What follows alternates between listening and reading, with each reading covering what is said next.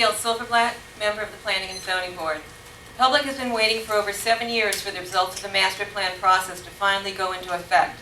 During the charrettes, the overwhelming public voices said they wanted 2 and 3 stories, preferred building single-family homes, opposed more townhomes and condos, wanted more trees, landscaping, and more public green space. The public waited patiently, thinking their wishes were coming with the new land development regulations and comprehensive plan. Not much has changed from the current comp plan to the proposed comp plan we see tonight. The 65 feet building height is still being proposed after all the public input against it.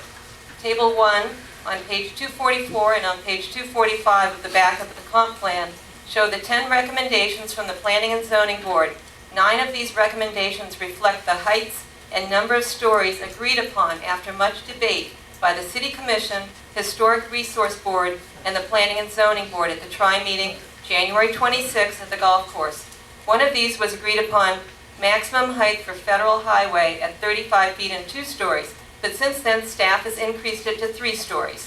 35 feet and 2 stories gives some privacy, though not much, to adjacent residents' backyards, but 35 feet and 3 stories allows for no privacy in the neighbors' backyards or windows.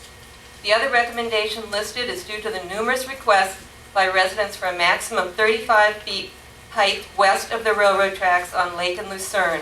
Residents and their neighborhood association have requested over and over again not to build a 45-foot wall down the center of Lake and Lucerne Avenue, dividing the north and south side. The new CRA project at F and Lucerne is the Urban Artist Lofts, and it is 26 feet tall. The proposed 45 feet tall will tower over them. The recommendations by the Planning and Zoning Board are the agreed upon consensus points at the tri-meeting. The tri-meeting dealt with the LDRs, and the board voted unanimously for these same heights to be used at the maximum heights allowed in the comp plan as well. Thank you. Teresa.